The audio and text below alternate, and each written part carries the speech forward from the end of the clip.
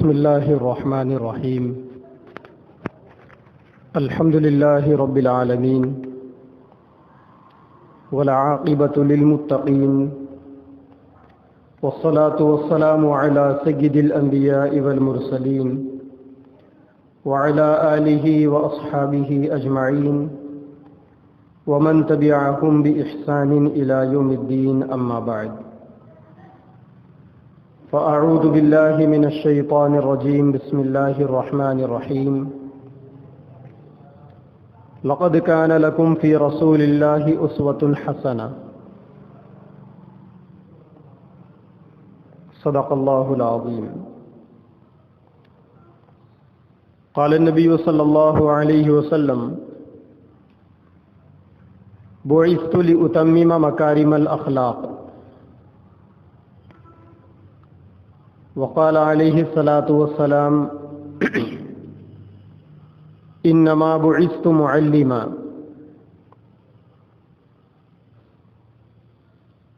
او كما قال عليه الصلاة والسلام.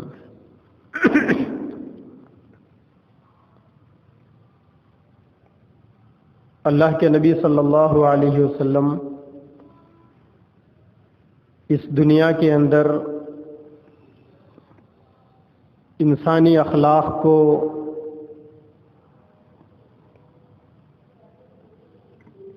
تکمیل تک پہنچانے کے لیے آئے تھے.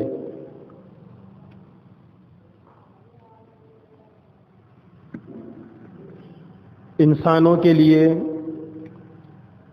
اللہ کی مرضی کی جو زندگی کے گزارنے کے جو طور طریقے ہو سکتے ہیں، اللہ تعالیٰ نے نبی کو وہ طور طریقے بتانے کے لیے دنیا کے اندر بھیجا تھا. نبی کریم صلی اللہ علیہ وسلم کی زندگی میں زندگی کے تمام شعبوں میں امت کے لیے رہبری اور رہنمائی چھپی ہوئی ہے.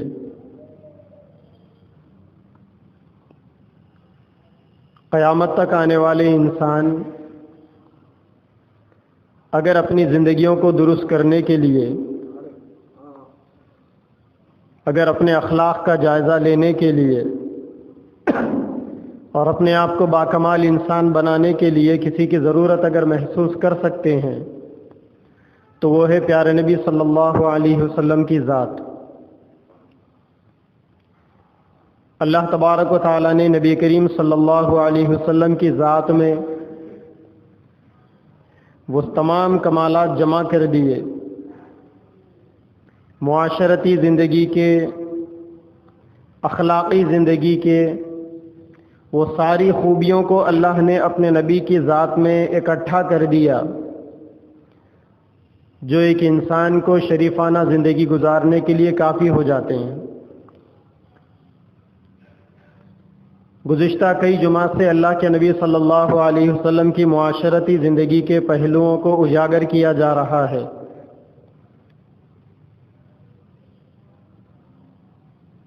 دنیا کے اندر اللہ تبارک و تعالیٰ نے جہاں قیامت تک کے لیے انسانوں کے آنے جانے کا نظام رکھا ہے، اور اللہ نے جہاں انسانوں کو ایک سماجی حیوان بنایا ہے جس کے زندگی گزارنے کے لیے رشتے ناتوں کا نبھانا انتہائی ضروری ہوتا ہے، ان رشتوں میں خوبصورتی پیدا کرنے اور ان رشتوں کے اندر محبتوں کو پروان چڑھانے کے لیے جو گر اور جو اصول ہو سکتے ہیں وہ نبی کی زندگی کے اندر بھرپور موجود ہے. انسان کے رشتے کے الگ الگ پہلو ہوتے ہیں، رشتوں کی نوعیتیں الگ الگ ہوتی ہیں. رشتے کی ہر قسم میں اللہ کے نبی کا نمونہ ہمارے سامنے موجود ہے. آج دامادوں کے لیے سسر اور خسر کی یا پھر ہمارے معاشرے میں جو کہا جاتا ہے کہ سسرا یعنی لڑکی کا باپ، بیوی کا باپ، خسر کے لیے اللہ کے نبی کی زندگی کے اندر جو احکامات اور جو تعلیمات ہیں انشاءاللہ آج اس کو بتایا جائے گا کہ نبی کی زندگی کے اندر دامادوں کے لیے سسرے کا کیا کردار ہونا چاہیے، وہ کیا طور طریقے سسروں کو اپنانا چاہیے کہ جس سے داماد خوش رہے اور بیٹی کی زندگی اچھی گزرے۔ اس کو سمجھنے سے پہلے دو باتوں کا سمجھنا ضروری ہے۔ پہلی بات یہ ہے کہ مکہ کے اندر اللہ کے نبی کی آمد سے پہلے لوگ اپنی بیٹیوں کو عیب سمجھتے تھے، اور اس معاشرے کے اندر کسی کے گھر داماد کا آ جانا ایک عیب کی چیز سمجھا جاتا تھا۔ داماد کے بوجھ کو لوگ اپنی شان میں کٹوتی کا ذریعہ سمجھتے تھے،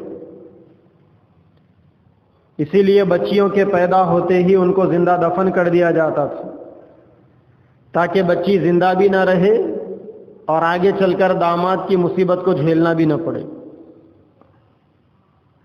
اور دوسرے، وہاں کے معاشرے کے اندر مردوں کے لیے ایک سے زیادہ شادیاں اور عورتوں کے لیے شوہر کے مرنے کے بعد یا کسی مرد سے رشتہ ختم ہونے کے بعد دوسرے مردوں سے شادیاں کوئی عیب کی چیز نہیں تھی۔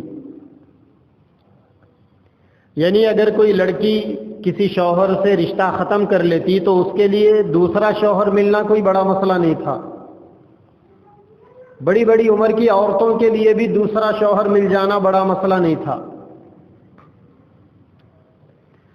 ان دونوں چیزوں کو سامنے رکھ کر آگے کی باتوں کو اگر سنیں گے تو سمجھ میں آئے گا۔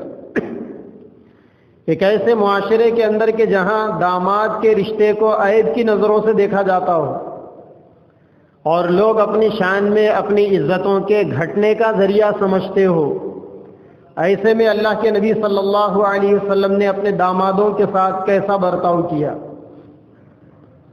اور ایک ایسے معاشرے کے اندر جہاں اگر بچیوں کا رشتہ ان کے شوہروں سے ختم ہو جائے تو پھر ان بچیوں کو دوسری شادی کر دینا، دوسرے گھر کی بہو بنا دینا کوئی بڑا مسئلہ نہ ہو، ایسے میں اللہ کے نبی نے اپنی بچیوں کے پہلے رشتے ہی کے اندر شوہروں کے ساتھ اچھا سلوک کرنے کی ان کو جو تعلیم دی ہے وہ بھی بڑی اہمیت کی چیز ہے۔ دراصل داماد کے لیے جو شوہر کا رشتہ ہوتا ہے وہ بڑا نازک رشتہ ہوتا ہے۔ داماد کے لیے سسرے کا جو رشتہ ہوتا ہے وہ بڑا نازک رشتہ ہوتا ہے۔ اگر کوئی خسر اپنے داماد اور اپنی بیٹی کے رشتے میں بیجا مداخلت کرے، غیر ضروری اس کے اندر اپنے مشوروں کو شامل کر دے تو بہت جلد رشتہ ختم ہونے کا یا پھر رشتے کے اندر تلخیاں اور کڑواپن پیدا ہونے کے امکانات ہوتے ہیں۔ اس لیے جو خسر ہوتا ہے اس کی یہ ذمہ داری ہوتی ہے کہ وہ اپنے دامادوں کے ساتھ باپ جیسا پیار کرے اور اپنے بیٹوں جیسا رویہ ان کے ساتھ اپنائے، خاندان کے ایک سرپرست کی حیثیت سے ان کے ساتھ پیش آئے۔ اسی طریقے سے داماد کی تربیت کی جو ذمہ داری ہے اس ذمہ داری کو خسر کے لیے سمجھنا بھی بہت ضروری ہے، اور خسر کے لیے اپنے دامادوں کے بارے میں کسی قسم کا نامناسب جملہ استعمال کرنا یہ بھی آگے چل کر ان کی بچیوں کے رشتوں کو خراب کرنے کا سبب بن سکتا ہے۔ اور سب سے بڑی چیز جو خسر کے لیے ضروری ہے وہ یہ ہے کہ اپنے داماد کے ساتھ بات چیت میں محبت اور نرمی کا برتاؤ کرے اور اپنے دامادوں کے ساتھ تحمل سے پیش آئے، بردباری سے پیش آئے۔ یہ چیزیں اگر کسی خسر کی زندگی میں اگر ہوگی، وہ اپنے داماد کے ساتھ باپ جیسا ٹریٹمنٹ کرے گا، بیٹوں کے جیسا اپنے دامادوں کو دیکھ لے گا، تو پھر کسی باپ کی زندگی میں اس کی بیٹی کی زندگی کا بگڑنا دیکھنے میں نہیں آئے گا۔ اللہ کے نبی صلی اللہ علیہ وسلم کو 4 بیٹیاں تھیں اور 3 داماد تھے۔ 4 بیٹیوں میں 3 داماد کا مطلب آپ نے ایک ہی داماد کو 2 بیٹیاں دی تھی۔ ایک بیٹی کا انتقال ہونے کے بعد دوسری بیٹی کا اسی داماد سے آپ نے نکاح کر دیا تھا۔ تو آپ صلی اللہ علیہ وسلم کے جو 4 داماد تھے، 3 داماد تھے، 4 بیٹیاں، سب سے بڑی لڑکی کا نام تھا حضرت زینب۔ جب آپ صلی اللہ علیہ وسلم کے نکاح کے 5 سال ہو گئے اور آپ کی عمر 30 سال کی تھی تو یہ لڑکی پیدا ہوئی، اور اس لڑکی نے تقریباً 30-32 سال کی زندگی جی، اور اللہ کے نبی نے اس لڑکی کا نکاح تقریباً لگ بھگ 20 سال کی عمر میں آپ نے ان کا نکاح فرمایا، کچھ کم زیادہ۔ اس زمانے میں مکہ کے اندر یہ دستور تھا کہ شادی کے اندر مذہب کو نہیں دیکھا جاتا تھا، کیونکہ اس وقت تک شریعت ابھی آئی نہیں تھی، اور مسلمانوں کے لیے، مسلمان لڑکیوں کے لیے کافر مردوں سے نکاح کرنا ناجائز نہیں ہوا تھا۔ تو اللہ کے نبی صلی اللہ علیہ وسلم نے اپنی بیٹی حضرت زینب کا نکاح ابو العاص بن ربیع سے کر دیا تھا۔ یہ بڑے شریف انسان تھے، نیک طبیعت انسان تھے۔ زندگی گزرتی رہی، اللہ تعالیٰ نے ان کے درمیان میں لڑکے بھی دیے، لڑکی بھی دی۔ ان کی ایک بیٹی تھی جن کا نام تھا امامہ، اللہ کے نبی کی بڑی نواسی، اور ان کے ایک بیٹے تھے جن کا نام عبداللہ تھا، بچپن ہی کے اندر انتقال ہو گیا، اور ایک بیٹے تھے جن کا نام علی تھا۔ گویا اللہ کے نبی کو اپنی اس بیٹی سے 2 نواسے اور 1 نواسی ہوئی تھی۔ داماد بھی بڑے شریف انسان تھے۔ جب اللہ کے نبی نے مکہ سے مدینہ ہجرت کی، مکہ کے اندر مسلمانوں کا جینا دوبھر ہو گیا، تو آپ کے ساتھ میں آپ کی بیٹی بھی آ گئی تھی آپ کے بعد۔ ایک طرف آپ کی بیٹی مسلمان تھی، داماد نان مسلم تھے، ابو العاص بن ربیع۔ مکہ کے اندر جب اللہ کے نبی صلی اللہ علیہ وسلم نے لوگوں کو کلمے کی دعوت دی، ایمان کی طرف بلایا، تو آپ کے اپنے خاندان کے لوگ آپ کے دشمن بن گئے۔ آپ کا چچا آپ کا دشمن، آپ کے قریبی رشتہ دار آپ کے دشمن، آپ کے خاندان کے لوگ آپ کے دشمن، آپ کے قبیلے کے لوگ آپ کے دشمن، آپ کی بستی اور آپ کے علاقے کے لوگ آپ کے دشمن۔ چنانچہ اس دشمنی کے اندر دشمنوں نے آپ کو تکلیف دینے میں کوئی کسر باقی نہیں چھوڑی۔ وہ لوگ موقع دیکھتے تھے کہ کس طریقے سے محمد صلی اللہ علیہ وسلم کو ستایا جائے۔ چنانچہ آپ کے یہ جو داماد تھے ابو العاص بن ربیع، مکہ کے کچھ بدماشوں نے ابو العاص کو چڑھایا، ان کو گیادر کیا کہ دیکھو تم محمد کی بیٹی کو طلاق دے دو صلی اللہ علیہ وسلم۔ ظاہر بات ہے کہ کسی باپ کے سامنے اس کی بیٹی کے ازدواجی زندگی کا اجڑ جانا یہ کسی قیامت سے کم نہیں ہوتا۔ تو انہوں نے ابو العاص کو بہت ذہن سازی کی، ابو العاص کی طلاق دے دو، چھوڑ دو اپنی بیوی کو، محمد کی بیٹی کی زندگی اجیرن بن جائے گی، محمد کو تکلیف ہوگی اور صحیح معنی میں پنشمنٹ ہوگا، نعوذ باللہ۔ ان سب چیزوں کے باوجود ابو العاص نے اللہ کے نبی کی بیٹی کو چھوڑا نہیں، وہ اپنی زندگی گزارنے پر راضی رہے۔ بعد میں اللہ کے نبی صلی اللہ علیہ وسلم کے سامنے جب ابو العاص مسلمان ہو گئے تھے تو پیارے نبی صلی اللہ علیہ وسلم کو ابو العاص کی یہ ادا اتنی پسند آتی کہ وقتاً فوقتاً آپ ان کی تعریف کرتے اور ان کا شکر ادا کرتے کہ ابو العاص آپ کا بہت بہت شکریہ کہ ایک ایسے موقع پر جبکہ میرا ساتھ چھوڑ رہے تھے اور دشمنوں نے آپ کو گیادر کرنا چاہا، میرے خلاف کھڑا کرنا چاہا، لیکن تم نے میری بچی کے ساتھ رشتہ ختم نہیں کیا۔ یہاں سے ایک چیز یہ سمجھ میں آ گئی کہ سسرے کو اپنے داماد کی نیکیوں کی تعریف کرنی چاہیے، عزت دینا چاہیے اپنے دامادوں کو۔ جس معاشرے کے اندر عزتیں دی جاتی ہے اس معاشرے کے اندر عزتوں کا لینا بھی آسان ہوتا ہے۔ اگر آپ چاہتے ہیں کہ لوگ آپ کو عزت دیں تو آپ بھی لوگوں کو عزت دینا شروع کرو۔ خسر اگر بڑا ہو کر داماد کو عزت دے گا تو داماد چھوٹا ہو کر خود بخود بیٹا بننے پر راضی ہو جائے گا، رشتہ بھی بیٹے کا ہی ہے وہ۔ اور جب اللہ کے نبی صلی اللہ علیہ وسلم کے بعد حضرت زینب ہجرت کر کر مکہ مدینہ آ گئی تو ابو العاص مکہ کے کافروں کا کچھ تجارت کا سامان لے کر بنو نصیر اور بنو جندل کا ایک قبیلہ تھا ادھر مدینہ کے قریب میں، وہاں تجارت کے لیے گئے تھے۔ صحابہ کرام کو معلوم ہوا تو صحابہ نے جا کر اس قافلے کو گھیر لیا اور صحابہ نے اس قافلے کو گرفتار کر کر مدینہ لے کر آئے، اور ابو العاص کے پاس اللہ کے نبی کے بڑے داماد کے پاس جو کچھ تھا صحابہ نے وہ سب کچھ چھین لیا اور ان کو گرفتار کر لیا۔ اللہ کے نبی صلی اللہ علیہ وسلم کے سامنے جب یہ بات آئی تو آپ نے دیکھا، آپ نے صحابہ سے کہا کہ دیکھو تمہارا حق ہے ان کو قید میں رکھنا اور ان کے مال کو لے لینا، لیکن چونکہ ان سے میری رشتہ داری ہے، یہ میرے داماد ہے، اسی لیے تمہارے اوپر اب ضروری ہے کہ تم اسلامی اخلاق کا مظاہرہ کرتے ہوئے اپنے نبی کے رشتہ داری کی رعایت کرتے ہوئے ان کے ساتھ نرمی کرو اور ان کو چھوڑ دو۔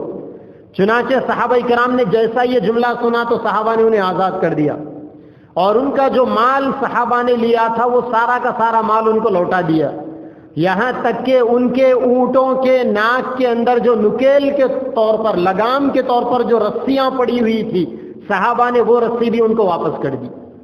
اب اللہ کے نبی صلی اللہ علیہ وسلم نے ان کو اپنی بیٹی کے پاس رکوایا، زینب کے پاس، مگر مصیبت یہ تھی کہ زینب مسلمان تھی اور وہ کافر تھے، اور ایک مسلمان لڑکی کافر شوہر کے ساتھ میں اب زندگی نہیں گزار سکتی تھی۔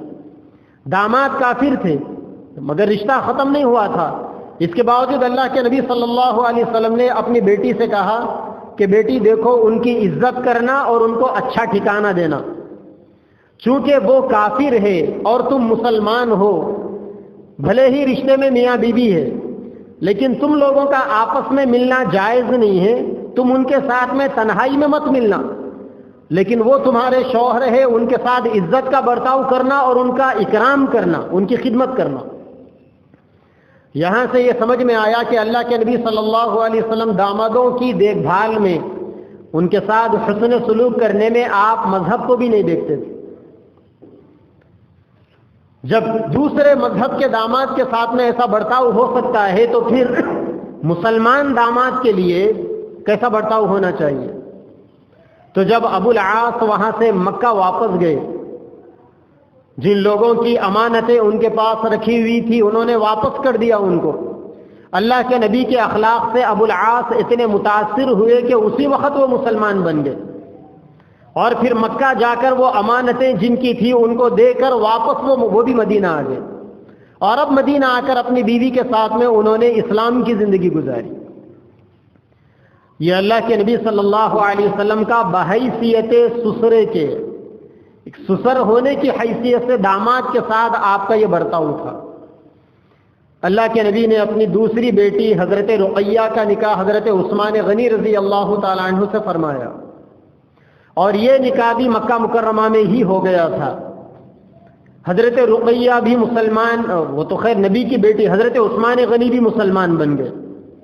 اب جب مکہ کے اندر مکہ کے کافروں نے مسلمانوں کا جینا دو بھر کیا تو ابتدائی مرحلے میں اللہ کے نبی نے جن لوگوں کو جو مسلمان بن چکے تھے، مرد اور عورتیں، حبشہ کی جانب آپ نے ہجرت کرنے کا حکم دیا۔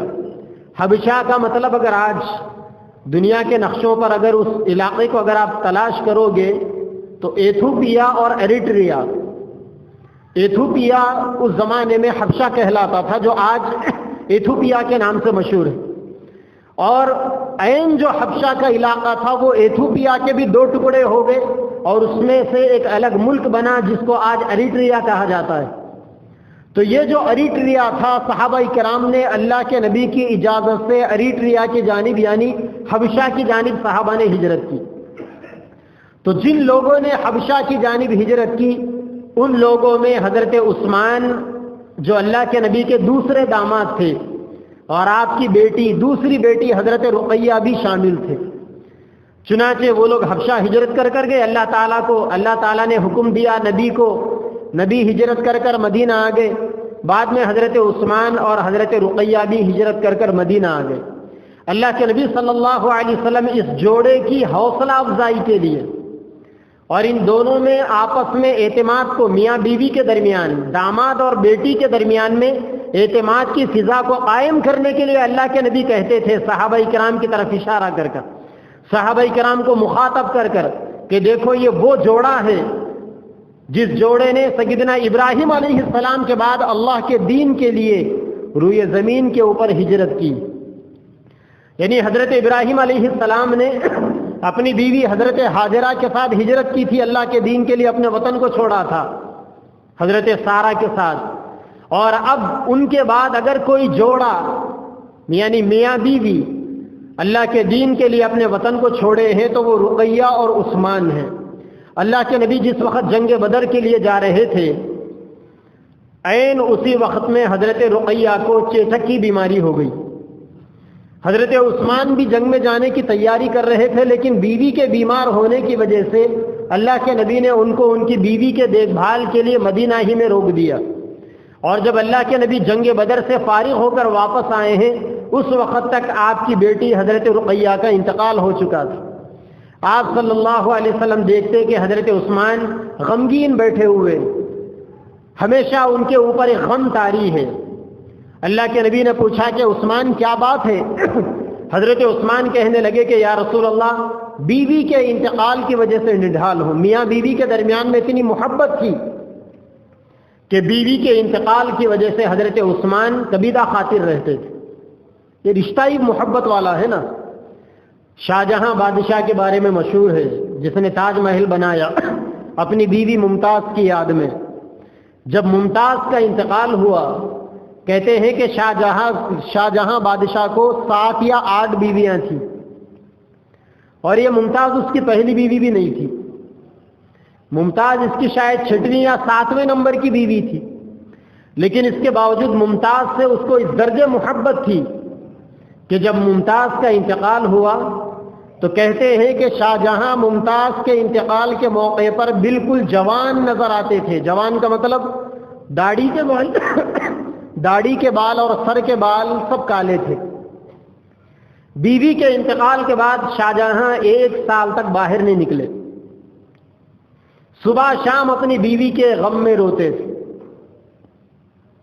کیونکہ وعدہ تھا دونوں کا کہ ساتھ جئیں گے ساتھ مریں گے۔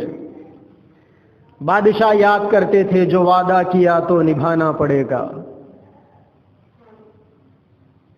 شاعر بھی تھے، بادشاہوں کے پاس شاعرانہ مزاج بھی تھا۔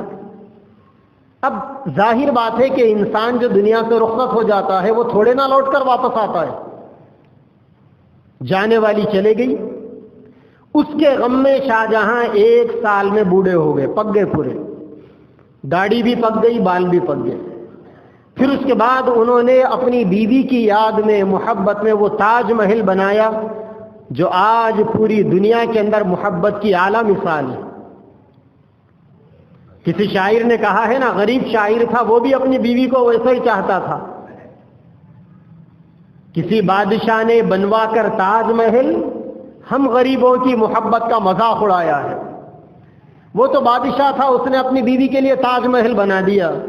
ہم غریب لوگ اپنی بیویوں کو ویسا ہی چاہتے ہیں، ہم کیا بنائیں گے؟ لہذا اس نے ہماری محبت کا مذاق اڑایا۔ سیدنا عثمان غنی رضی اللہ تعالیٰ عنہ بیوی کے انتقال کے ملال میں افسردہ پژمردہ، اللہ کے نبی نے وجہ پوچھی تو حضرت عثمان نے کہا کہ یا رسول اللہ رقیہ میرے نکاح میں تھی تو میں آپ کا داماد تھا اور مجھے نبی کے داماد ہونے کا شرف حاصل تھا، آج یہ رشتہ ختم ہو گیا، مجھے اس کا بھی ملال ہے اور رقیہ کے مرنے کا بھی ملال۔ اللہ کے نبی صلی اللہ علیہ وسلم نے کہا کہ عثمان ٹھہرو، دیکھو جبریل آ رہے ہیں۔ 23 سال کے اندر اللہ کے نبی کے نبوت کے زمانے میں 24,000 مرتبہ جبریل امین آسمان سے اللہ کا پیغام لے کر نبی کے پاس آتے رہے۔ ہر لمحہ ہر گھڑی جیسا ضرورت ہوتی اللہ تعالیٰ جبریل کو بھیجتے اور اپنے نبی کے پاس پیغام پہنچاتے۔ اللہ کے نبی نے کہا حضرت عثمان سے کہ دیکھو دیکھو دیکھو جبریل آ رہے ہیں۔ اللہ کے نبی پھر تھوڑی دیر کے بعد آپ نے کہا کہ عثمان مبارک ہو، جبریل ابھی اللہ کا پیغام میرے پاس لے کر آئے اور کہنے لگے کہ اللہ تعالیٰ نے حکم دیا ہے کہ آپ اپنی تیسری لڑکی حضرت ام کلثوم کا نکاح حضرت عثمان سے کر دیں۔ چنانچہ آپ نے حضرت عثمان سے نکاح کر دیا۔ یہی نہیں، آپ نے یہ بھی فرمایا، ابن عساکر کی روایت ہے کہ عثمان اگر اللہ مجھے 40 بیٹیاں دیتے اور ایک کے بعد ایک بیٹی کا انتقال ہوتا تو میں 40 بیٹیوں کا نکاح تم سے فرما دیتا۔ دنیا کے اندر کسی خسر کے لیے اپنے داماد کی عظمت کو بتانا اور اپنے داماد کی اہمیت اور داماد کے وقار کو بڑھانے کے لیے شاید اس سے بڑا بول روئے زمین کے اوپر کسی اور خسر نے اپنے داماد کے لیے نہیں بولا ہوگا۔ ایک ساتھ ایک بیوی کے ہوتے ہوئے اس کی بہن سے نکاح کرنا تو حرام ہے اسلام میں۔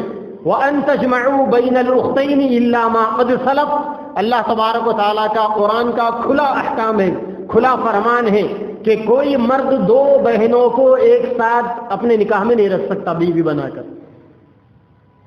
ایک عورت سے نکاح ہو گیا تھا، پھر اگر کوئی مرد اسی کی بہن سے دوبارہ نکاح کرتا ہے تو اب یہ دونوں بھی رشتے اس کے لیے پینڈنگ میں، کوئی ایک عورت کو چھوڑنا پڑے گا۔ لیکن اگر بیوی کا انتقال ہو جائے تو اس کی بہن سے آدمی نکاح کر سکتا ہے۔ اسی پس منظر میں اللہ کے نبی نے فرمایا تھا کہ عثمان اگر مجھے 40 بیٹیاں بھی ہوتی اور ایک کے بعد ایک بیٹی مرتی تو میں ان 40 بیٹیوں کا تم سے نکاح کر دیتا۔ اور جب حضرت ام کلثوم سے حضرت عثمان کا نکاح ہو گیا تو روئے زمین کے اوپر 1.25 لاکھ پیغمبروں میں سیدنا عثمان غنی وہ واحد صحابی اور وہ واحد داماد بنے جس کو کسی نبی کا ڈبل داماد ہونے کا شرف حاصل ہوا۔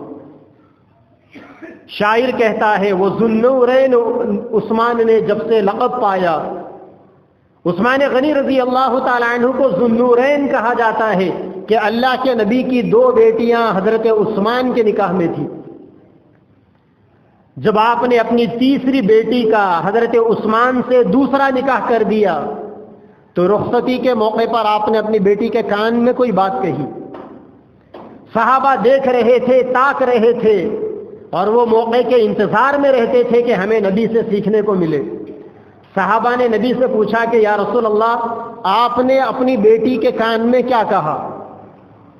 اللہ کے نبی نے کہا کہ میں نے میری بیٹی کے کان کے اندر یہ کہا کہ دیکھو بیٹی، تمہاری شادی میں نے عثمان سے کر دی، اب تمہیں دینے کے لیے تمہارے باپ محمد کے پاس تو زیادہ کچھ نہیں ہے، مگر میں نے ایک ایسے نوجوان سے تمہارا نکاح کر دیا ہے جو نوجوان دیکھنے میں تمہارے دادا سیدنا ابراہیم علیہ السلام جیسا ہے اور اخلاق میں تمہارے باپ محمد صلی اللہ علیہ وسلم جیسا ہے۔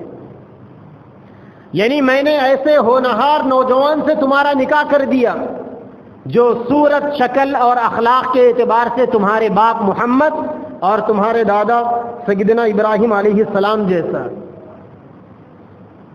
ماہرین نفسیات کہتے ہیں کہ رخصتی کے موقع پر دلہن کے کان میں جو باتیں بولی جاتی ہیں، بیٹی کے کان میں باپ کی جانب سے جو بول بولے جاتے ہیں، وہ بیٹی کی ازدواجی زندگی، شادی شدہ زندگی کو خوشگوار بنانے کے لیے بنیاد کا کام دیتے ہیں۔ اللہ کے نبی نے اپنی بیٹی کے سامنے اپنی داماد کی اہمیت کو بتایا۔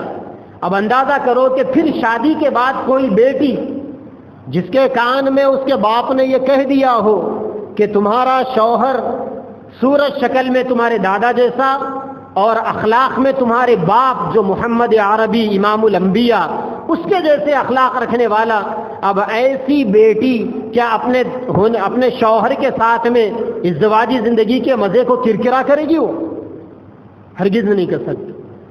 اسی لیے داماد شوہروں کا یہ کردار، خسر کا داماد کا یہ خسر کا سسرے کا یہ کردار ہونا چاہیے کہ رخصتی کے موقع پر یا شادی کے بعد اپنی بیٹی کے سامنے اپنے داماد کی اہمیت کو بتائے. یہ نہیں کہ بیٹیوں کو یہ کہا جائے کہ تمہارا داماد فلاں پراپرٹیوں والا ہے، اتنی وہ تنخواہ کمانے والا ہے، اتنی دولت کا وہ مالک ہے. اگر آپ یہ باتیں کہیں گے تو ظاہر بات ہے کہ نہ کسی کی دولت باقی رہنے والی، نہ کسی کے پراپرٹیاں مستقل رہنے والے، اور نہ کسی کی تنخواہ باقی رہنے والی. بیٹی کیا کرے گی؟ جب تک یہ ساری چیزیں ملے گی زندگی اچھی گزارے گی. جیسا ہی نوکری ختم، رشتے کے اندر دراڑ پیدا ہوگی، کیونکہ اس کے سامنے اس کے باپ نے یہی چیزوں کا انٹروڈکشن کروایا تھا، اسی کا تعارف کروایا تھا اور اسی کی اہمیت کو بتایا تھا. اس کے بجائے اگر کوئی سسرا یا کوئی باپ اپنی بیٹی کو اپنے داماد کے اخلاق کریمانہ کا حوالہ اگر دے گا، اس کی خوبیوں کو اگر اجاگر کرے گا، تو ظاہر بات ہے کہ بیٹی بھی اپنے باپ کی جانب سے بتائے جانے والی ان خوبیوں کو سامنے رکھ کر زندگی گزارے گی. آپ نے اپنی آخری بیٹی حضرت فاطمہ کا نکاح حضرت علی سے کر دیا. یہ بڑا عجیب و غریب نکاح تھا اور یہ بڑا عجیب و غریب رشتہ تھا. حضرت علی جو اللہ کے نبی کے چچا کے لڑکے اور بچپن سے اللہ کے نبی کے پاس ان کی تربیت ہوئی تھی، اور بچوں میں اسلام لانے والوں میں حضرت علی پہلے بچے تھے. ان کا نکاح آپ نے اپنی چہیتی بیٹی فاطمہ سے فرما دیا. اب علی بھی اپنے، فاطمہ بھی اپنی. اب دونوں کے گھر کو بسا کر دینے کی ذمہ داری بھی نبی کی اپنی ذمہ داری. لیکن اس کے باوجود جب علی نے اللہ کے نبی کے سامنے فاطمہ کا نکاح رشتہ پہنچایا حضرت ابو بکر کے ذریعے رضی اللہ عنہ، تو اللہ کے نبی نے حضرت علی کو بلا کر پوچھا کہ دینے کے لیے کچھ ہے تمہارے پاس؟ دینے کا مطلب مہر دینے کے لیے. اندازہ کرو کہ علی کو فوری سمجھ میں آ گیا ہوگا کہ نکاح کرنا بچوں کا کھیل نہیں ہے، نکاح کرنے کے لیے سب سے پہلے مہر کا انتظام کرنا پڑے گا. حضرت علی نے کہا کہ یا رسول اللہ میرے پاس کچھ نہیں. اللہ کے نبی نے کہا کہ کچھ تو ہوگا. حضرت علی نے کہا زرہ ہے. زرہ کہتے ہیں لوہے کی بشٹ کو جو جنگوں کے اندر پہنی جاتی ہے تاکہ دشمن کی تلوار یا دشمن کی تیر انسان کے باڈی کو ڈیمیج نہ کرے. علی نے کہا کہ یا رسول اللہ زرہ ہے. اللہ کے نبی نے کہا کہ لے کر آؤ. حضرت علی گئے اپنے کمرے میں زرہ لے کر آئے. اللہ کے نبی نے کہا کہ جا کے بیچ کے آؤ. اب حضرت علی بیچنے کے لیے نکلے. راستے میں حضرت عثمان ملے، ہونے والے ساڈو. حضرت عثمان نے پوچھا کہ کیا بات ہے؟ حضرت علی نے کہا کہ فاطمہ سے رشتہ طے ہوا ہے، مہر دینے کے لیے کچھ نہیں ہے، زرہ بیچنے کے لیے جا رہا ہوں. حضرت عثمان نے کہا کہ اچھا چلو بتاؤ کتنے میں بیچو گے؟ حضرت علی نے کہا اس زمانے کی کرنسی 400 روپے. حضرت عثمان نے وہ زرہ لے لی، 400 روپے دے دیے. اب حضرت علی کے پاس 400 کا انتظام ہو گیا. حضرت عثمان نے کہا کہ علی یہ زرہ میری طرف سے گفٹ ہے تم کو. سبحان اللہ، پیسوں کا بھی انتظام ہو گیا اور زرہ بھی گھر کی چیز گھر میں واپس آ گئی. حضرت علی وہ چیز لے کر اللہ کے نبی کے پاس آئے. کہا کہ یا رسول اللہ یہ انتظام ہوا. اللہ کے نبی نے اس میں سے کچھ پیسے الگ کیے، کہا کہ یہ مہر کے. پھر آپ نے کچھ پیسے الگ کیے. حضرت ابو بکر حضرت عثمان کو حضرت عمر کو بلایا اور بلا کر کہا کہ بازار جاؤ اور ان پیسوں سے ایک چکی خرید کے لاؤ آٹا پیسنے کے لیے، ایک مشکیزہ خرید کے لاؤ پانی رکھنے کے لیے، اور ایک گدا خرید کر لاؤ. وہ زمانے میں گدا روئی کا یا فوم کا نہیں ہوتا تھا، بلکہ ایک ٹاٹ ہوتی تھی جس کے اندر کھجور کے پتے پھڑے بھرے ہوئے ہوتے تھے. یہ گدا ہوتا تھا. اب حضرت ابو بکر اور حضرت عمر چلے گئے بازار. جا کر انہوں نے ایک چکی خریدی، ایک مشکیزہ خریدا اور ایک گدا اور ایک تکیہ خریدا. اب وہ لے کر آئے. اللہ کے نبی نے حضرت علی سے نکاح فرما دیا. اب یہاں تھوڑا سا ٹھہر کر سمجھنے کی یہ ضرورت ہے کہ اگر آج کے معاشرے کے اندر اگر کوئی سسرا اپنے داماد سے یہ کہہ دے کہ عزیز جہیز ہم دیں گے آپ کو، گھر بسا کر ہم دیں گے آپ کو، بستر بھی ہم دیں گے، پکوان کا سامان بھی ہم دیں گے، جہیز کا سامان بھی ہم دیں گے، آپ کو فیشن کرنے کے لیے گاڑی بھی ہم دلا دیں گے آپ، اور شادی کرو آپ کو مہر دینے کی بھی ضرورت نہیں، مہر بھی میری بچی آپ کو ادھار رکھے گی۔ اگر آج کے معاشرے کا سسر اپنے داماد کو ایسا عیدی بنائے گا تو پھر وہ تو پیر پر پیر ڈال کر کھائے گا ہی بے شرموں کی مانند۔ اسے کیا معلوم کہ بیوی کے کیا حقوق ہوتے ہیں، اسے کیا معلوم کہ اولاد کے کیا حقوق ہوتے ہیں، اسے کیا معلوم کہ سسرے اور سسرال والوں کے کیا حقوق ہوتے ہیں۔ اللہ کے نبی نے یہ ذمہ داری کا احساس حضرت علی رضی اللہ تعالیٰ عنہ کو شادی سے پہلے بتایا۔ نکاح ہو گیا، اب نکاح کے بعد چہیتی بیٹی تھی اللہ کے نبی کی، اور ایک طرف حضرت علی بھی اپنے ہی تھے۔ اب یہاں دیکھنے کی یہ بات ہے کہ کیا اللہ کے نبی علی کو دباتے تھے یا دونوں کے درمیان میں انصاف کرتے تھے؟ حضرت علی کرم اللہ وجہہ شیر خدا فاتح خیبر، اور بی بی فاطمہ اللہ کے نبی کے جگر کا ٹکڑا، دونوں کا رشتہ بڑا نازک رشتہ۔ اب یہاں اللہ کے نبی صلی اللہ علیہ وسلم کا امتحان تھا، اور قیامت تک آنے والے انسانوں کے لیے ایک نمونہ پیش کرنا تھا کہ اب داماد بھلے ہی کتنے ہی قریبی رشتے کا داماد کیوں نہ ہو، سسرے کا رویہ ان کے ساتھ کیسا ہونا چاہیے۔ اب بیشتر دفعہ ایسا بھی ہوتا کہ حضرت علی اور حضرت فاطمہ میں انبن ہو جاتی، اور فاطمہ حضرت علی سے لڑ کر گھر پر آ جاتی۔ اب اللہ کے نبی فاطمہ کے لیے کوئی تھی تو نہیں، ماں تو نہیں تھی، ماں کا تو مکہ میں انتقال ہو گیا تھا حضرت خدیجہ کا، اور فاطمہ کے اور بہنیں بھی نہیں تھی، ساری بہنوں کا انتقال ہو گیا تھا۔ اب بی بی فاطمہ الزہرا رضی اللہ تعالی عنہ اللہ کے نبی کی ایک زندہ اولاد،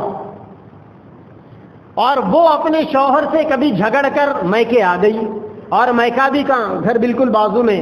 اللہ تبارک و تعالیٰ اگر توفیق دے دے، ہم سب کو اللہ تعالیٰ بار بار توفیق دے اپنے نبی کے شہر کی حاضری کی، جائیے مسجد نبوی کے اندر اللہ کے نبی صلی اللہ علیہ وسلم کا روضہ نظر آئے گا جہاں آپ کی قبر شریف ہے۔ آپ وہاں پر اندر چلے جائیں تو آپ کو وہاں ایک باب ملے گا، باب جبریل، جہاں سے جبریل علیہ السلام اللہ کے نبی کے پاس وحی لے کر آتے تھے۔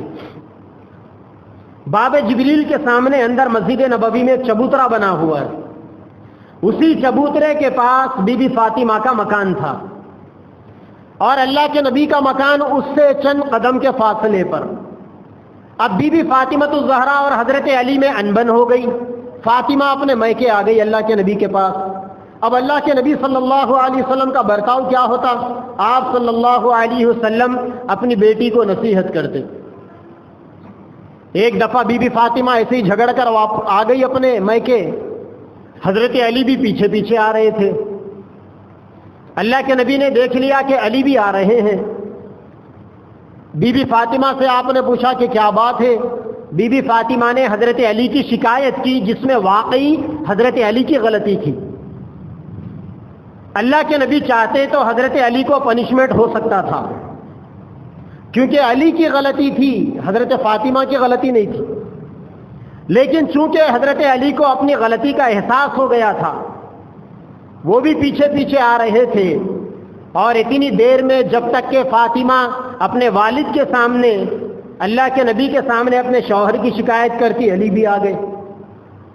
تو اللہ کے نبی نے اپنی بیٹی کی ساری شکایت کو سنا، سن کر آپ نے اپنے داماد کو ڈانٹا نہیں، اور نہ ہی چار غنڈوں کو لگا کر، دشمنوں کو لگا کر حضرت علی کا باجا بجوایا۔ نعوذ باللہ، یہ ایک اصطلاح ہے جو آج کے زمانے میں آج کل کا شوہر، آج کل کا سسرا کرتا ہے نا۔ بیٹی اگر لڑ کر آ گئی، بھلے ہی بیٹی کی غلطی ہے، پہلے مسئلے میں داماد کو پہلے ڈال کے پھوڑاؤ اس کی۔ حیدرآبادی زبان میں بول رہا ہوں، دنیا کے اگر دوسرے علاقے کے لوگ سنیں گے تو یہ مت سمجھیں کہ مولوی صاحب کیسی زبان استعمال کر رہے ہیں۔ آج کا سسرا کیا کرے گا؟ پہلی فرصت میں داماد کو ڈال کر اس کی پیٹھ پھوڑاؤ، پولیس اسٹیشن میں دو اسے، اپنے بیٹوں کو لگاؤ، سالوں کو کہ دیکھو تم اپنی جیجا جی سے وصولی کرو۔ کیا وصول کرتے؟ وہ ہے نا کچھ مشہور کہاوت۔ بہرحال اللہ کے نبی صلی اللہ علیہ وسلم کے سامنے اب یہ ایک آزمائش ہے، داماد کی غلطی ہے، اب یہ رشتے کو باقی بھی رکھنا ہے، اور دوسری طرف اپنی بیٹی کو بھی سمجھانا ہے، داماد کو بھی سمجھانا ہے۔ اللہ کے نبی صلی اللہ علیہ وسلم نے اس پاکیزہ انداز میں سمجھایا، قربان جائے آپ کے سمجھانے کے اوپر۔ کاش اللہ تبارک و تعالیٰ دنیا کے ہر سمجھدار باپ کو اپنی بیٹیوں کی شادی شدہ زندگیوں کو تباہ کرنے سے پہلے ایسی سمجھداری نصیب فرما دے، اور اللہ تبارک و تعالیٰ دنیا کے ہر سسرے کو اپنے داماد کے ساتھ میں سختی سے پیش آنے سے پہلے اس قسم سے محبت کا ٹریٹمنٹ کرنے کی توفیق عطا فرمائے۔ اللہ کے نبی نے اپنی بیٹی سے فرمایا کہ فاطمہ، تم کو خود سوچنا چاہیے فاطمہ کہ کیا کوئی شوہر اپنی بیوی کے پیچھے پیچھے ایسا آتا ہے؟ اس کے دل میں اپنی بیوی کی محبت ہے تبھی تو وہ آئے گا نا۔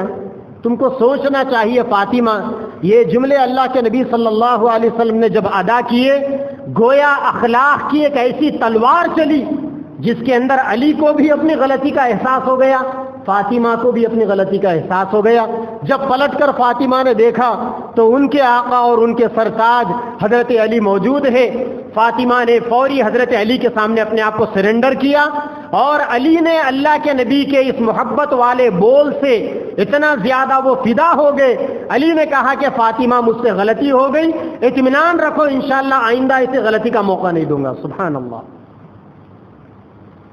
یہ تھا اپنی بیٹی کو سمجھانے کا انداز۔ اگر اس موقع پر میرے نبی اپنی بیٹی کو ڈانٹتے کہ تم یہاں کیوں آئی، تمہاری ڈولی وہاں گئی تھی، ڈولا وہاں سے آنا تھا، بچی کا دل ٹوٹ جاتا۔ اور اگر اللہ کے نبی حضرت علی کے ساتھ میں سختی کرتے، علی کا دل ٹوٹ جاتا۔ آپ نے ایسے بول بولے کہ جو بول فاطمہ اور علی کے درمیان میں، میاں بیوی کے درمیان میں پہلے سے زیادہ محبت کو بڑھانے کے لیے کافی تھے۔ حضرت علی قوام ہونے کے باوجود آپ نے فاطمہ کے سامنے اپنی غلطی کا اعتراف کر لیا۔ ایک اور موقع پر اللہ کے نبی کے پاس حضرت فاطمہ آ گئی، کچھ انبن ہو گئی تھی۔ فاطمہ نے آ کر کہا یا رسول اللہ علی سے جھگڑا ہو گیا تھا۔ اللہ کے نبی نے پوچھا کہ پھر کمپرومائز ہوا کہ نہیں ہوا، آپس میں مصالحت ہوئی کہ نہیں ہوئی؟ بی بی فاطمہ نے کہا کہ یا رسول اللہ مصالحت ہو گئی۔ اللہ کے نبی نے اندازہ کرو آج کے زمانے کے سسروں اپنی بیٹیوں کی زندگیوں کو تباہ کرنے سے پہلے اور اپنی بیٹیوں کے ساتھ غیر ضروری لاڑ پیار کر کر ان کے رشتوں کو توڑنے سے پہلے سنو میرے نبی نے کیا کہا۔ جب فاطمہ نے کہا کہ یا رسول اللہ علی کے ساتھ میرا جھگڑا ہو گیا تھا، اللہ کے نبی نے پوچھا، صحابہ بھی موجود تھے سامنے، کیا آپ نے علی سے معافی مانگی کہ نہیں مانگی؟ بی بی فاطمہ نے کہا کہ یا رسول اللہ میں نے علی سے معافی مانگ لی۔ اللہ کے نبی نے کہا کہ اچھا کیا تو نے علی سے معافی مانگی، اگر تو علی سے معافی مانگے بغیر آ جاتی اور اس حال میں تیرا انتقال ہو جاتا تو تیرا باپ محمد تیری نماز جنازہ نہیں پڑھاتا۔ یہ انداز ہونا چاہیے سسرے کا داماد کے لیے، اس کی بیٹی کے رشتے کو برقرار رکھنے کے لیے، تب جا کے بیٹیوں کی زندگیاں بھلی گزرے گی۔ ایک دفعہ ایسی کچھ انبن ہو گئی بی بی فاطمہ اور حضرت علی میں۔ حضرت فاطمہ آ گئی اللہ کے نبی صلی اللہ علیہ وسلم کے پاس، پیچھے حضرت علی بھی آئے، ایک جگہ کونے میں چھپ گئے حضرت علی سننے کے لیے کہ فاطمہ میری کیا شکایت کرتی ہے، میں بھی سنوں۔ جب فاطمہ نے اپنی شکایت اپنے والد کے سامنے محمد عربی صلی اللہ علیہ وسلم کے سامنے اڈیل دی تو اللہ کے نبی صلی اللہ علیہ وسلم، علی موجود نہیں ہے وہاں پر، اگر اللہ کے نبی چاہتے تو اپنے داماد کے بارے میں کچھ کہہ سکتے تھے، اچھا اس نے ایسا کیا، ٹھیک ہے میں دیکھتا ہوں، ٹھیک ہے میں اس کی خبر لیتا ہوں، ٹھیک ہے میں اسے سزا دیتا ہوں، ایسا کہہ سکتے تھے میرے نبی۔ لیکن چونکہ میرے نبی قیامت تک آنے والے سسروں کے لیے، قیامت تک آنے والے شادی شدہ بیٹیوں کے باپ کے لیے آئیڈیل اور نمونہ تھے، حضرت علی چوری سے چھپ کر سن رہے ہیں۔ اللہ کے نبی نے کیا فرمایا، بیٹی سنو اور غور سے سنو اور خوب سمجھ لو کہ جو عورت شوہر کی خاموشی کے باوجود اس کے منشے اور خواہش کو سمجھ کر کام نہ کرے وہ عورت کہلانے کے قابل نہیں۔ یعنی آپ نے الٹا اپنی بیٹی کو نصیحت کی اور کہا کہ دیکھو علی اتنا نرم انسان ہے، علی اتنا ہمدرد انسان ہے، اس کے باوجود اگر تمہاری علی سے نہیں جمتی، تم اپنے رشتے کو علی سے نہیں جماتے تو تم عورت کہلانے کے قابل نہیں۔ اندازہ کرو کہ حضرت علی کا خون کتنا بڑا ہوگا، حضرت علی کا کانفیڈنس کس لیول تک پہنچا ہوگا کہ غیر موجودگی کے اندر اللہ کے نبی صلی اللہ علیہ وسلم اپنی بیٹی کی کیسی تربیت فرماتے ہیں۔ تو اس طریقے سے اللہ کے نبی نے قیامت تک آنے والے سسروں کے لیے بتا دیا کہ دیکھو، شادی کر کے دینے کے بعد اپنی بیٹیوں سے غیر ضروری لاڑ پیار مت کرو۔ تمہارا اپنی بیٹیوں سے غیر ضروری لاڑ پیار کرنا یہ تمہاری اپنی بیٹیوں کے شادی شدہ زندگیوں کو کڑوا کرنے کے لیے اور ان کو تباہ کرنے کے لیے کافی۔ اور اگر مسلم معاشرہ اسے سمجھنا چاہتا ہے تو اب اللہ کے نبی کی سیرت کی زندگی سے اب باہر آ کر پریزنٹ ابھی جو مسلم معاشرے میں ہمارے کلچر میں جو چل رہا ہے اس کو سامنے رکھ کر اگر آپ سمجھیں گے، ہمارا یہ جو علاقہ ہے نا، یہ شہر نہیں، یہ چھوٹے سے شہر کہلاتے ہیں۔ ہمارے اس علاقے کے اندر اگر یہاں 100 شادیاں ہوتی ہے تو بڑی مشکل سے 70 شادیاں کامیاب ہوتی ہے، 30 شادیاں رشتے ختم پر ختم ہو جاتی۔ اور وہ جو 70 شادیاں کامیاب ہوتی ہے ہمارے پاس، ان 70 شادیوں کے اندر بھی 60 شادیاں تو ایسی ہوگی جو دھکے کھا کر ان کے رشتے گزریں گے۔ اور اگر آپ شہروں میں چلے جائیں، بڑے شہروں کے اندر، تو آپ کو اندازہ ہوگا، پتہ چلے گا وہاں پر کہ کورٹوں کے اندر، عدالتوں میں، کچہریوں میں، جہاں ہمارے وکلا، وکیل، ایڈوکیٹ کالے کپڑوں میں آپ کو نظر آئیں گے، وہیں پر کالے کپڑوں میں، برقعے میں مسلمان عورتیں آپ کو نظر آئیں گی۔ اور سب کے مسائل کیا ہے؟ ایک ہی مسائل، سب اپنے اپنے مسائل کے اندر ایکول ہے کہ میاں بیوی کا جھگڑا، میاں بیوی کا جھگڑا، میاں بیوی کا جھگڑا۔ ارے ہر میاں بیوی کے درمیان میں اختلاف ہوتا ہے۔ بی بی فاطمہ جنت کی عورتوں کی سردار ہے، حضرت علی شیر خدا ہے، جنت کے نوجوانوں کے سردار حسن اور حسین کے والد ہے حضرت علی۔ اس کے باوجود ان دونوں میں اگر جھگڑا ہو سکتا ہے تو کیا آپ کے داماد اور آپ کی بیٹی میں جھگڑا نہیں ہو سکتا؟ لیکن مصیبت وہاں پیش آتی ہے جہاں شادی میں باپ ہر قسم کا جہیز اپنی بیٹی کو دیتا ہے، ساتھ میں موبائل دے کر یہ کہتا ہے کہ دیکھو اگر کچھ بھی سسرال میں ہو گیا ہم کو فون کر دینا، ہم دیکھ لیں گے۔ کیا دیکھیں گے تم؟ اسی لیے کہتے ہیں کہ جو بچیاں شادی کے بعد اپنے میکے سے ٹیوشن لیتی ہے وہ بہت جلد اپنے ماں باپ سے طلاق کی ڈگری بھی لے لیتی، رشتے تباہ ہو جاتے ہیں ان کے۔ اگر اپنی بچیوں کے رشتوں کو بہتر طور پر انجام دینا ہے، سسرے کی ذمہ داری، بچی کے باپ کی ذمہ داری ہے کہ اپنی داماد کی غلطیوں کو نگلیکٹ کرو، اپنے داماد کی چھوٹی بڑی غلطیوں کو اگنور کرو۔ جب تک آپ اپنے داماد کی غلطیوں کو نظر انداز نہیں کرو گے، اس وقت تک آپ اپنی بیٹیوں کو خوشحال ازدواجی زندگی دے ہی نہیں سکتے۔ اور علماء نے لکھا ہے کہ اگر بیٹی کی غلطی نہ ہو، داماد کی غلطی ہو، تب بھی باپ کی یہ ذمہ داری ہونی چاہیے کہ داماد کا خون بڑھائے اور اپنی بیٹی کو نصیحت کرتا رہے، ورنہ بے عیب کے اگر رشتے تلاش کرو گے تو کہیں نہیں ملیں گے ایسے رشتے۔ اور یہی ہوگا کہ 10 شادیاں لڑکی کرے گی، طلاق پر انجام پہنچے گا، اور 10 شادیاں لڑکا کرے گا، طلاق تک انجام پہنچے گا۔ ایک خوشحال ازدواجی زندگی اور ایک صالح معاشرے کے وجود میں آنے کے لیے اسلام جو معاشرتی زندگی کا اور جن اخلاق کا تقاضا کرتا ہے وہ چیزیں کبھی نہیں پوری ہوگی۔ میں حیدرآباد کے اندر میرے استاد محترم مولانا حمید الدین حسامی عاقل صاحب رحمۃ اللہ علیہ ایک اسلامک کاؤنسلنگ سینٹر چلاتے تھے، آج بھی وہ چلتا ہے دارالقضاء کے نام سے۔ میں وہاں پر تقریباً 2 سال رہا۔ ان 2 سالوں کے اندر میں نے سینکڑوں رشتے شادی کے چند سالوں کے بعد ختم ہوتے ہوئے دیکھے۔ میں نے غور کیا کہ یہ رشتے اتنا جلدی کیوں ختم ہو جاتے ہیں، حالانکہ لین دین زیادہ، دونوں طرف سے ہائی کوالیفائڈ، پڑھے لکھے خاندان، اچھے پیسے والے، اس کے باوجود بھی نہ بیوی کی شوہر سے بنتی نہ شوہر کی بیوی سے بنتی، رشتہ ختم، رشتوں کے درمیان میں ستیہ ناسی۔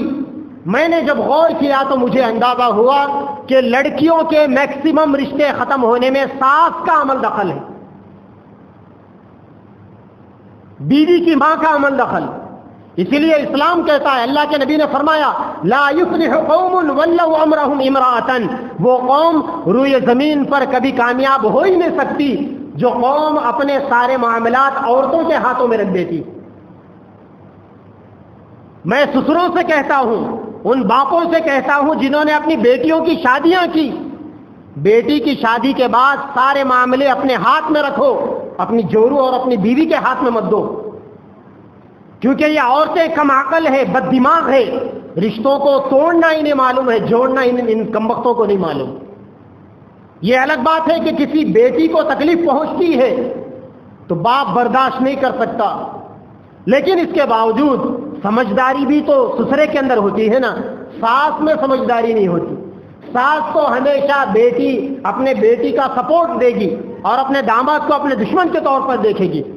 اسی لیے بیٹی کی شادی کرنے کے بعد اگر آپ مرد ہیں تو آپ بیٹی کے رشتے کے معاملے میں اپنی بیوی کو انوالو مت کرو، داماد کی ساس کو انوالو مت کرو، معاملہ اپنے ہاتھ میں رکھو اور دیکھو کہ اللہ کے نبی صلی اللہ علیہ وسلم نے کس انداز میں اپنی تین بیٹیوں کا چار بیٹیوں کا تین دامادوں کے ساتھ آپ نے حسن و خوبی کے ساتھ آپ نے اپنے دامادوں کو ڈیل کیا، کیسا آپ نے ان کی کاؤنسلنگ کی اور کیسا آپ نے اپنے دامادوں کے ساتھ میں اپنی بیٹیوں کی غلطیاں نہ ہونے کے باوجود بیلنسنگ کے ساتھ رشتوں کو برقرار رکھا۔